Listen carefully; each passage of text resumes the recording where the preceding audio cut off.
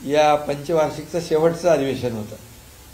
आम्हाला वाटलं होतं चर्चा करतील, येतील आणि चर्चेतून बरंचसं काही चांगलं जनतेसाठी होत असतं, परंतु त्यांची चर्चा करण्याची बिलकुल इच्छा नाही.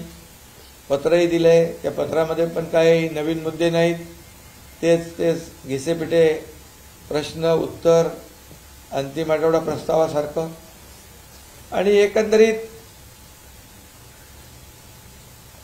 जे काही चर्चा सभागृहात करायची आमची तयारी आहे, उत्तराची तयारी आहे, परंतु त्यांची तयारी नाही. त्यांची तुमच्यासमोर येऊन खोटं बोल पण रेटून बोल, जसं देवेंद्रजींनी त्यांना काही उत्तरं दिली, अजितदादांनी दिली. म्हणजे जी वस्तुस्थितीच नाही ती वस्तुस्थिती समोर आणून लोकांची दिशाभूल करायची आणि स्वतःची पाठ थोपटून घ्यायची, अशा प्रकारचा त्यांचा जो काय आविर्भाव आहे. गेल्या वेळेस मी म्हणालो होतो की काय अवसान गळालेलं एक अतिशय म्हणजे गोंधळलेला विरोधी पक्ष यावेळेस मात्र थोडं तुमच्यासमोर जरा छाती फुगून आले असतील. कारण लोकसभेमध्ये म्हणाले की लोकसभेमध्ये मिळालेलं म्हणजे अपयश यामुळे आता सत्ताधारी पोकळ आश्वासनांचं घोषणा करतील. अरे कुणाचं अपयश आहे?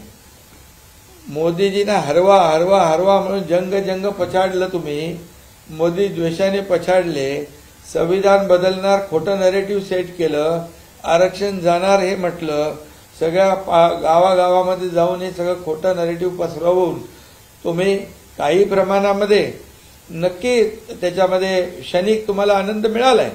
पण एवढं करून सुद्धा काँग्रेसला जागा किती मिळाल्या? 99. 3 वर्ष 15व्या म्हणजे 3 टर्ममध्ये आज 15 वर्ष झाली. 40, 50, 99. पण तुम्हाला आता 240 पर्यंत पोहोचायला किती वर्ष लागतील? 25 वर्ष लागतील. आणि एवढं करून काय मिळालं? मोदी प्रधानमंत्री झाले, मोदी या देशाचे प्रधानमंत्री झाले, देशातल्या लोकांनी त्यांना मतदान केलं आणि गिरे तो भी टांग उपरवाली म्हण आहे ना. आणि मोदी जिंकले आणि तुम्ही हरलात, तरी सुद्धा आमचे काही लोक दुसऱ्याच्या वरातीत घोडं नाचणारे, बेगाने शादी में अब्दुल्ला दिवाना. अरे काय चाललंय तुमचं? किती मतं मिळाली? किती तुम्ही? अरे उबाटाचं जर सांगायचं तर उबाटा आम्ही समोर 13 लढलो, 7 आम्ही जिंकलो. 19% टोटल मतांच्या 14.5% धनुष्यबाणाला मिळाली. 4.5% तुम्हाला तुमच्याकडे मतं राहिली. आणि ही आता आलेली सूज आहे, ही सूज उतरेल, तात्पुरती सूज आहे. फसवून दिशाभूल करून मतं मिळवलेली आहेत. आणि लोकांनाही कळतंय आता, अरे हटाएंगे बोले, हटाएंगे नहीं, हम ही अड़ गए, वो तो बैठ गए जाके, अभी क्या करने का. आणि म्हणून मी आपल्याला एवढंच सांगतो, आमची सगळी तयारी आहे याच्यामध्ये. जेव्हा सरकार स्थापन झाल्यापासून पहिल्या दिवसापासून विरोधक काय म्हणत होते? सरकार पडणार. आता पडतंय, 2 महिन्यांनी पडतंय, 4 महिन्यांनी पडतंय. पडता सरकार मजबूत होत गेलं. अजितदादा आले आमच्या बरोबर, असं अजून मजबूत होत आलं. मग मुख्यमंत्री बदलणार. देव पाण्यात बुडवून तुम्ही ठेवले. पण काय झालं का? 2 वर्ष आता 30 तारखेला होत आहे सरकारला. एक मजबूत सरकार या महाराष्ट्राने पाहिलेलं आहे. मजबूत निर्णय घेणारं सरकार महाराष्ट्राने पाहिलेलं आहे. तुम्ही काय सांगता आम्हाला? तुम्ही काय दिलं शेतकऱ्यांना? आमच्याकडे आकडेवारी आहे. शेतकऱ्यांच्या तोंडाला पानं पुसण्याचं काम कोणी केलं हे माहिती आहे लोकांना. आज शेतकऱ्यांना वाऱ्यावर आम्ही सोडणार नाही, सोडलंही नाही. आज शेतकऱ्यांच्या बद्दल जे काय भाष्य केलं जातं, एनडीआरएफचे आम्ही निकष बदलले, डबल केले, 2 हेक्टरचे 3 हेक्टर केले. सततच्या पावसाचं होणारं नुकसान कधी मिळत होतं? गोगलगाईने केलेलं नुकसान मिळत होतं? आपल्या सरकारने दिलं. 15,000 कोटी रुपये फक्त नुकसान भरपाईचे दिले. 6,000 रुपये मोदी साहेबांचे, 6,000 रुपये राज्य सरकारचे, असे 12,000 रुपये आपण देतो.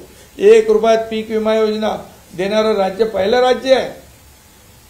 45,000 कोटी रुपये आतापर्यंत शेतकऱ्यांना नुकसान भरपाई आणि या सर्व योजनांमधून आपण दिलेले आहेत. आणि म्हणून हे सरकार काम करणार आहे आणि सर्व समावेशक. मगाशी सांगितलं देवेंद्रजींनी कुठलं पाण्याचं ते विदर्भाचं सिंचन, एक तरी सिंचन प्रकल्प 121 सिंचन प्रकल्प आपल्या सरकारने केले. सुधारित प्रशासकीय मान्यता, जवळपास 15 लाख हेक्टर जमीन ओलिताखाली येणार आहे. काय तुम्ही केलं शेतकऱ्यांसाठी? मराठवाडा वॉटर ग्रीड तुम्ही भासणात गुंडाळलं, ते आता आम्ही सुरू करतोय. जलयुक्त शिवार सारखी चांगली शेतकऱ्यांची वरदान ठरणारी योजना तुम्ही बंद केली. देवेंद्रजींच्या काळात चालू होती ती आम्ही आल्या सरकार आमचं आल्या आम्ही चालू केली. तुम्ही सगळे प्रकल्प बंद केले. मेट्रो पासून सगळं काम बंद केलं. समृद्धीपासून सगळं या अटल सेतूमध्ये दांडा घालून ठेवला. काय काय केलं नाही तुम्ही? हे सगळे प्रकल्प आम्ही सुरू केले आणि आज सगळीकडे योजना, महिलांसाठी योजना असतील, युवकांसाठी असतील, शेतकऱ्यांसाठी असतील, वरिष्ठ ज्येष्ठांसाठी असतील, हे सगळे किती प्रकल्प शासन आपल्या दारी. कधी झालं होतं? कधी कुणाला शासनाचे लाभ कंटाळून कटकट करून सोडून देत होते लोक? आज शासन आपल्या दारीच्या माध्यमातून कोट्यावधी लोकांना, जवळपास 4 कोटीपेक्षा जास्त लोकांना त्याचा फायदा झाला. हे शासनाचं काम आहे आणि शासन लोकांच्या दारातच म्हणजे शोभून दिसतं. लोकांच्या दारात जाऊन काम करणारं हे सरकार आहे. बाळासाहेब ठाकरे म्हणायचे कोणी आलं तर मंत्रालयातून खाली उतरून त्यांना भेटा. आम्ही तर डायरेक्ट शासन दारी आम्ही घेऊन गेलो.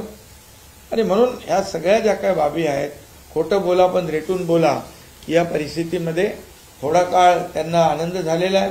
आज पुन्हा मोदी साहेब प्रधानमंत्री झालेले आहेत. आल्या त्यांनी काय केलं?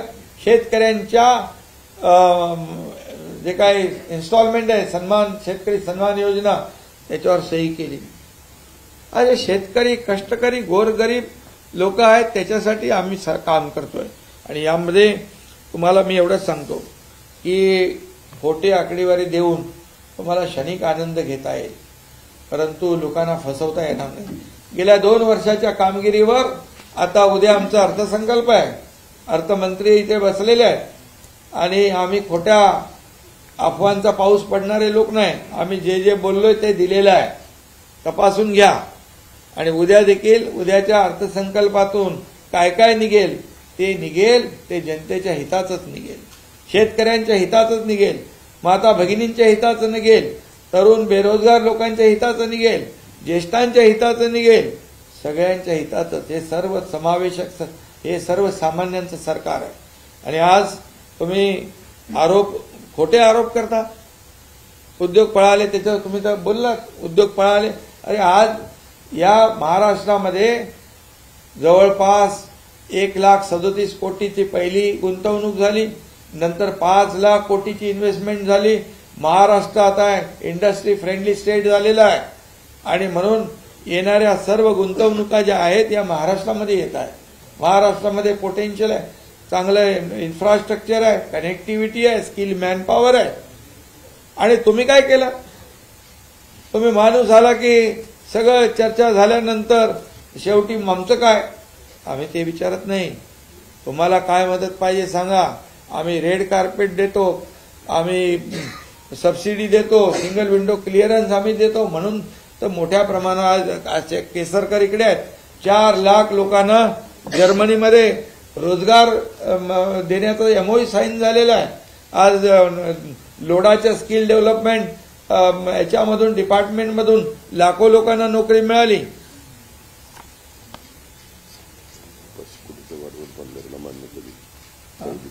आणि त्याचबरोबर आज आपण पाहतोय की सरकारी नोकऱ्या कुणी सुरू केल्या? अरे डायरेक्ट नोकऱ्यांची अपॉइंटमेंट आम्ही हॉलमध्ये यशवंतराव चव्हाणमध्ये दिले. कधी झालं होतं असं?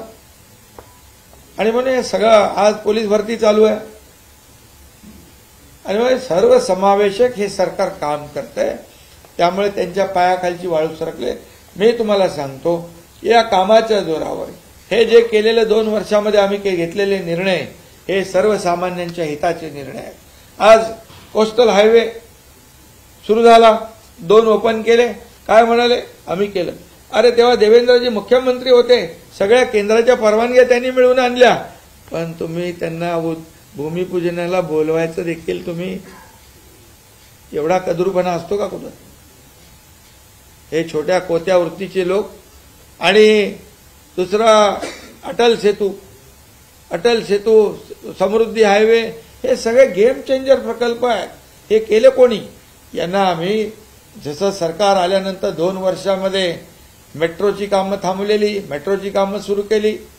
सगळे हे जी काय सगळे आज तुम्ही जिकडे बघाल, मुंबई तर खड्ड्यामध्ये घातली होती.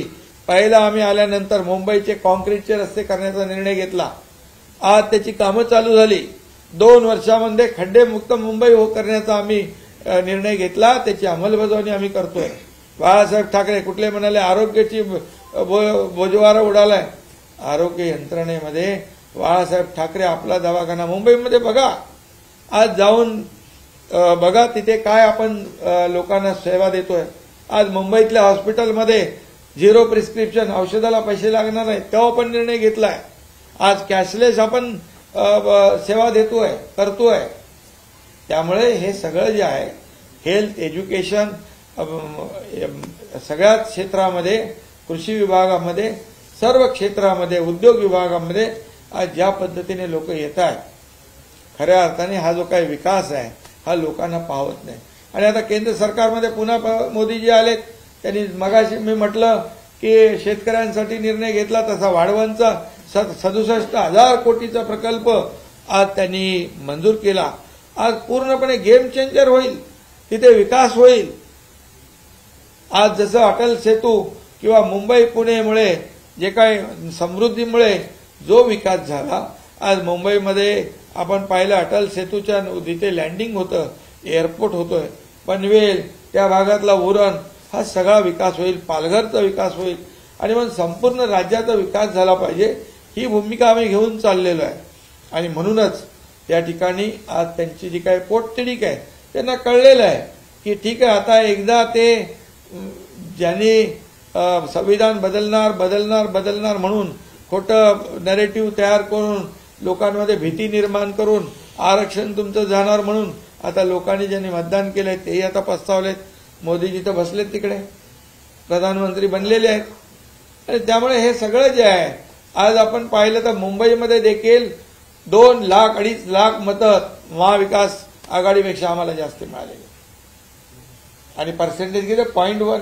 आपल्याला मुंबईत 50%, त्यांना 46%. आम्हाला 50%, त्यांना 46%. आणि टोटल मतांचं 0.3% डिफरन्स आहे. आणि आता याच्यापेक्षा तर खाली आम्ही जाऊ शकत नाही. कामं तर आम्ही केलेली आहेत. त्यामुळे आता काय बोलायचं, खोटे नाटे आरोप करायचे. संविधानाचं केलं, आता काय स्वाभिमान, कसला स्वाभिमान? कुठं घाण टाकला तुम्ही? कधी ठेवला? स्वाभिमान असता तर 2019ला तुम्ही घाण टाकला नसता. बाळासाहेबांचे विचार घेऊन आम्ही पुढे निघालो, सरकार बनवलं, लोकांच्या मनातलं सरकार बनवलं. म्हणून आज त्यांच्यापेक्षा आम्हाला मतं लोकांनी जास्ती दिली आहे. त्यांचा 42% स्ट्राईक रेट आहे, आमचा 47% स्ट्राईक रेट आहे. हे मी छाती ठोकपणे सांगतो, तपासून घ्या. आणि लोकांनी आता ते दिंडीला आम्ही 20,000 रुपये दिले. बरे बोलतात दिंडीला पैसे दिले. नवीन मित्र जे आले त्याच्यामुळे दिंडीची त्यांना पोटदुखी झाली, नवीन मित्र जमा झाल्यामुळे. पण आता हे वारकरी संप्रदाय पायी चालत जातो, त्यांचं ते त्या ह्याच्यामध्ये समाज प्रबोधनाचं काम करतात ते. आणि त्यांना आम्ही 20,000 रुपये दिले. ते आतापर्यंत कधी दिले नाही, यावेळेस दिले. ती पोटदुखी झाली. आम्ही ज्या ज्या योजना करतोय त्या आता पुढे बघा, आता उद्या बजेट झाल्यावर काय काय बोलतील. त्यामुळे आम्ही तुम्हाला सांगतो, गेले 2 वर्षामध्ये केलेलं जे काम आहे त्या कामाच्या जोरावर आणि आता येणाऱ्या अर्थसंकल्पामध्ये देखील आम्ही लोकांच्या हिताचे निर्णय घेणार आहोत. आणि घरी बसलेल्या लोकांना लोक मतदान नाही करत, फील्डवर उतरून काम करणाऱ्या लोकांनाच मतदान करतात. हे लोकसभेची निवडणूक ही आता त्यांनाही कळलेली आहे, एकदाच होतं, परत होत नाही. आणि आता होईल, हे कामाच्या जोरावर होईल. आणि या राज्यामध्ये मी आपल्याला एवढंच सांगतो की जनता जनार्दन, काही लोक काय म्हणाले, कुठे निरोप द्यायचा सभा, काय निरोपाचं अधिवेशन आहे, तर निरोप द्यायला तर यायला पाहिजे का नाही सभागृहात? फेसबुक लाईव्हवर सब निरोप समारंभ हा. आणि निरोप काय, निरोप द्यायचा का घ्यायचा हे जनता ठरवत असते. हे जनता जनार्दनाच्या हातात असतं. त्यामुळे जनतेची सेवा आम्ही केलेली आहे. आम्ही रस्त्यावरची माणसं आहोत, आम्ही रस्त्यावरचे कार्यकर्ते आहोत, जमिनीशी जुडलेले कार्यकर्ते आहोत.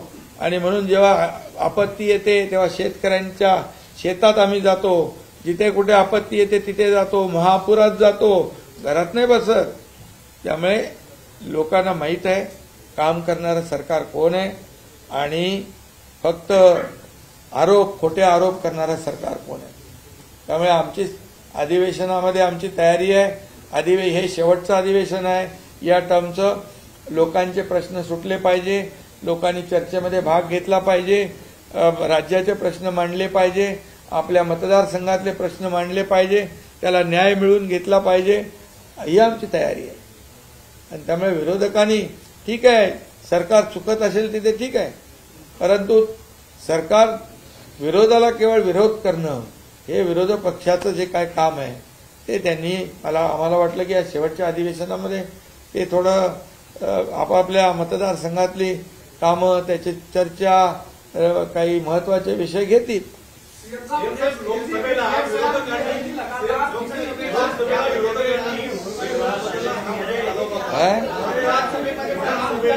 अरे एक एक जण बोला ना, काय चाललंय, काय काय चालवलं.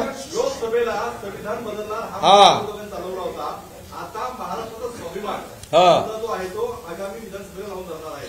अरे मी मगाशी म्हटलं ना, ते संविधान कधी बदलणार आहे का.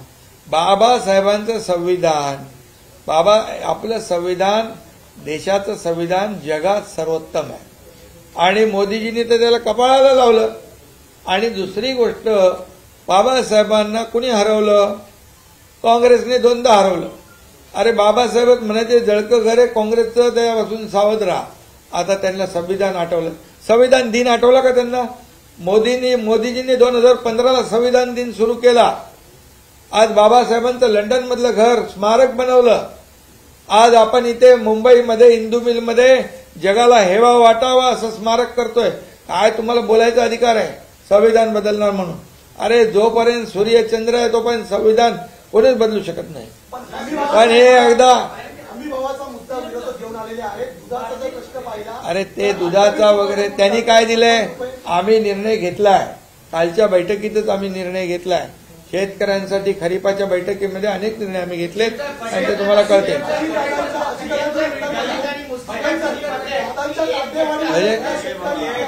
अरे दूध उत्पादन 5 रुपये देतो ना आपण. त्याबद्दलचं उत्तर मी सभागृहात देईन, काळजी करू नका. एक घटना मत आहे ती आपण पाहिलं की काँग्रेस आणि उभा पक्षाला पडताना लोकसभेमध्ये पाहायला मिळाली. विधानसभेमध्ये पण हा ट्रेंड चालेल असं बोललं जातं. यासाठी तुम्ही काय सांगाल. अरे बाबा, 1 लोकसभा म्हणजे 6 विधानसभा. आता 6 विधानसभेतली एकत्र मतं आली. ही विधानसभेमध्ये एकीकडे 40,000 50,000, दुसरीकडे 3 लाख मतं आहेत. आणि आता सगळे जागृत झालेले आहेत. एवढं करून पण मिळवलं काय. किती पर्सेंटेज आपल्यापेक्षा जास्ती मतं मिळवली तर त्याचा अभ्यास करा.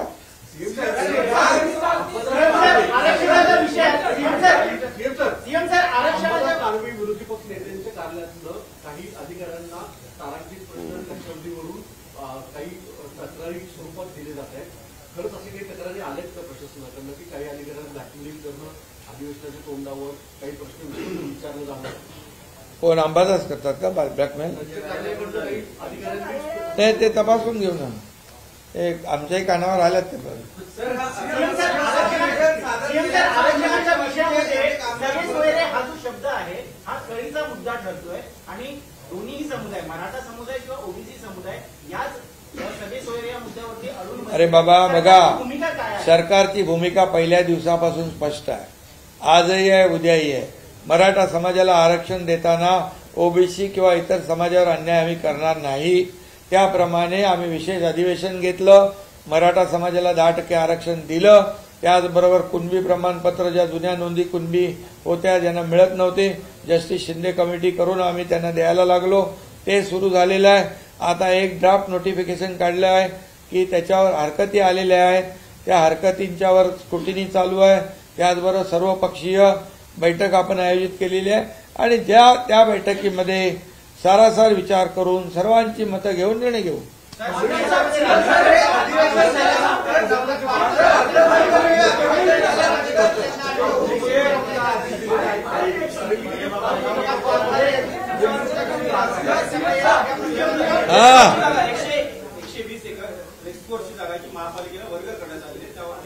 काय झालं ते काय प्रॉब्लेम आहे?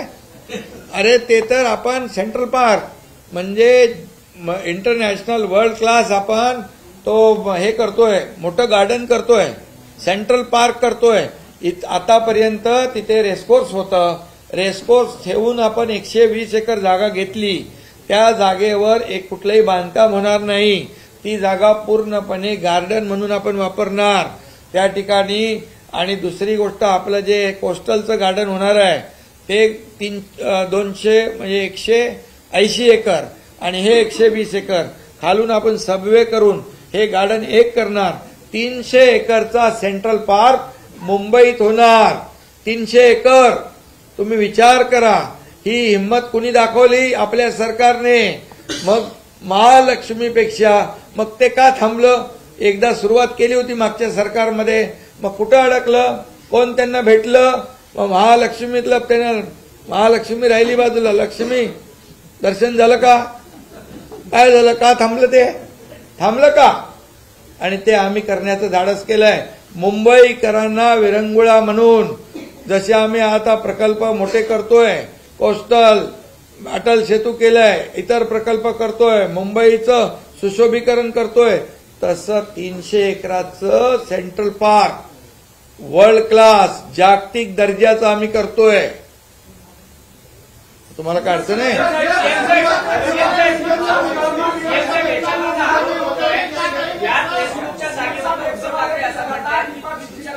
मित्रांसाठी जागा उपलब्ध करून दिली. कुठे? उद्धव ठाकरे असा आरोप करतात. कशामध्ये? कुठल्या गार्डन मध्ये? याच रेस्कोच्या जागेवर. अरे रेसकोर्सवर बांधकामच नाही होणार आहे. तेच गार्डन. गार्डन मध्ये खेळायला काय? आमचे मित्र 120 अरे 100 त्यांच्या मित्राने पण बोलू. 120 एकर म्हणजे 300 एकराचं गार्डन मुंबईमध्ये होतंय. पत्रकार मित्रांनो तुम्हाला याची नोंद घ्या. 300 एकरचं गार्डन सेंट्रल पार्क या मुंबईत होतंय. एक मोठा ऑक्सिजन पार्क आहे. आम्ही डीप क्लीन ड्राईव्ह सुरू केलं. पोल्युशन खाली आलं. रस्ते साफ झाले. खड्डे आहेत का आता? इतके वर्ष खड्ड्यामधून प्रवास केला ना तुम्ही.